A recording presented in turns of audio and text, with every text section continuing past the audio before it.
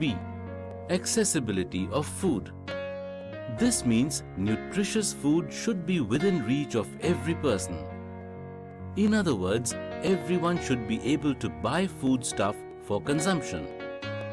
All of you know that we get energy to work by eating food. The energy is measured in calories. A standard of 2,100 kilocalories per day in urban areas and 2,400 kilocalories in rural areas is recommended food intake per day. You will be surprised to know that in our country, the levels are much lower than the needed calorific requirement for both the areas. We are progressing as a country. Our economy is booming. So what is the reason for such statistics? The major reason for the low calorie intake is the lack of purchasing power of the people. The people do not have the money with them to buy food for themselves because of poverty, unemployment, lack of public facilities, etc. Affordability. This means that every person should have enough money to buy sufficient nutritious food and meet his dietary needs. For this, the government must find out ways and means to generate more job opportunities for the citizens so that they can earn more money to buy nutritious food for themselves.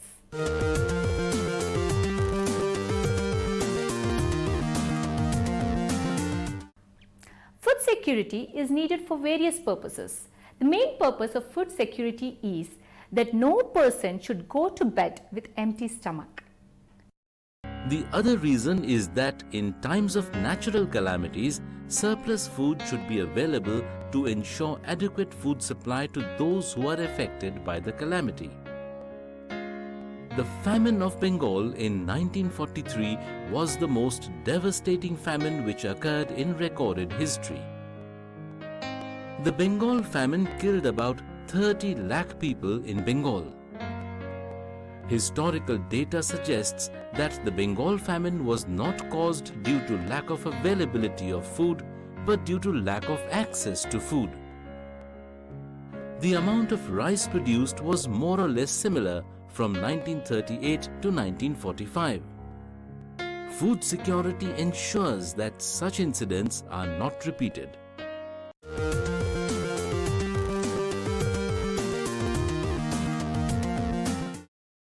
The worst affected people from food insecurity are the landless poor, traditional artisans, providers of traditional services, petty self-employed workers, and destitute. In urban areas, people who are employed in low-paid jobs and in seasonal works come under this category of people. The Bimaru states, that is Bihar, Madhya Pradesh, Rajasthan and Uttar Pradesh and Odisha have a large portion of population which can be among the food insecure people. Here, I would like to tell you the correct definition of hunger. Hunger is a condition in which a person is deprived of food needed to support a healthy life. There can be chronic hunger or seasonal hunger. Chronic hunger is prevalent among those who earn very low and thus suffer from hunger for most of the time. Seasonal hunger is related to agricultural cycle. Many farmers suffer from seasonal hunger. During the harvest season, they have food grains for themselves, but in the off-season, they do not have anything much to eat. In urban areas, people who suffer from seasonal unemployment can suffer from seasonal hunger. Food security in India. The Food Corporation of India was set up under the Food Corporations Act 1964 in order to fulfill the following objectives. Effective price support operations for safeguarding the interests of the farmers. Maintaining buffer stocks of food grains to ensure national food security. Distribution of food grains throughout the country for public distribution system.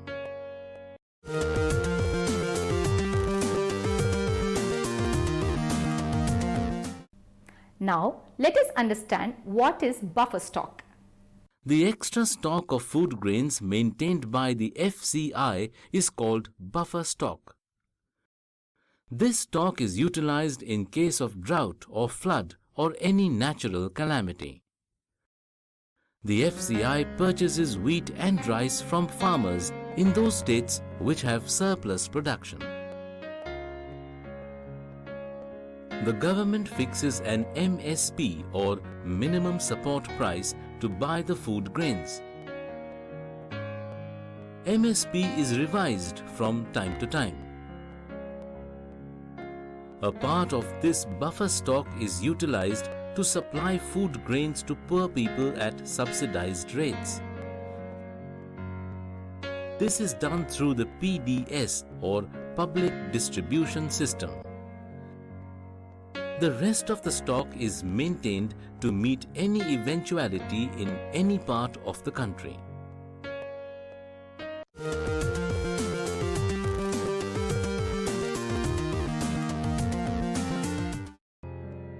Under the PDS, we have a number of ration shops, also known as fair price shops, through which subsidized food, sugar and kerosene are given to the poor people. A family needs to have a ration card to avail the facility of PDS. A family with a ration card can buy 35 kilos of grains, 5 liters of kerosene, 5 kilos of sugar, etc. Items and quantities can vary from one state to another. Rationing was introduced in India in the backdrop of the Bengal famine. This system was again revived in the 1960s to tackle acute shortage of food. The price at which food grains are sold through the PDS is called issue price. The issue price is always lower than the market price. At present, there are 478,000 ration shops in India, which makes it the largest distribution network in the world.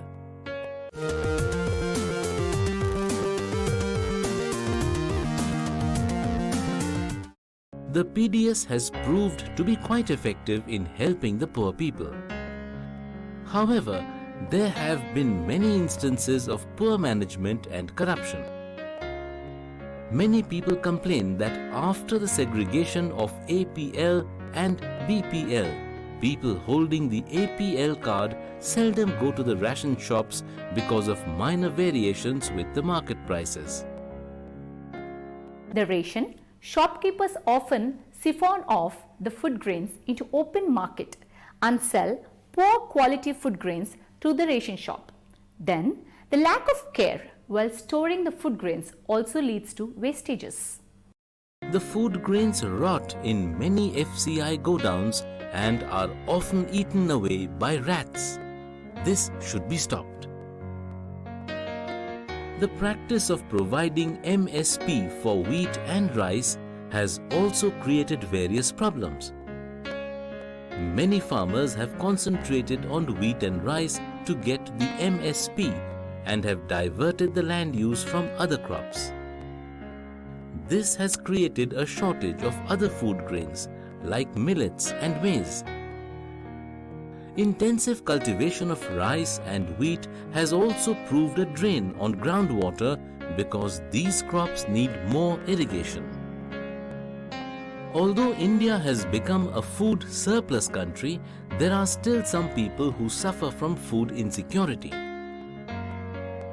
As per the data of 1999 to 2000, about 0.9% of people still suffer from hunger.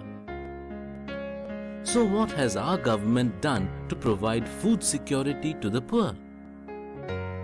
In the 1970s, along with the PDS, two more important food intervention programs were introduced to tackle the shortage of food.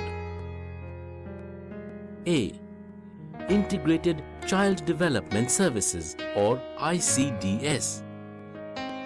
These services were introduced to provide proper nutrition to poor children. B. Food for Work or FFW. This program was introduced to help the poor to earn food in lieu of some work.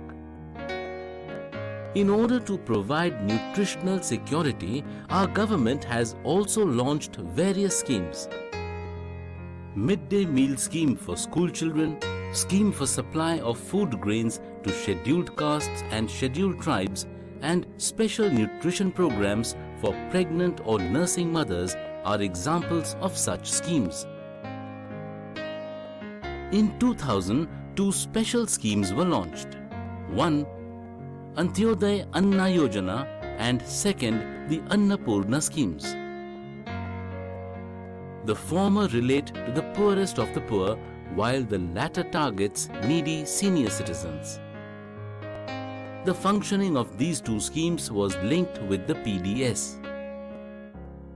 Under AAY scheme, 35 kilograms of food grains are made available to each eligible family at a rate of rupees 2 per kg for wheat and rupees 3 per kg for rice. Under APS, 10 kilograms of food grains is made available to eligible persons free of cost. The cooperatives are playing an important role in food security in India, especially in the southern and western parts of the country. The cooperative societies set up shops to sell goods to the poor people at lower prices. For example, out of all fair price shops operating in Tamil Nadu, nearly 94% are being run by the cooperatives. In Delhi, Mother Dairy is providing milk and vegetables to the consumers at controlled prices which are decided by the Delhi government. Amul is another example in this regard. It has brought about the white revolution in the country.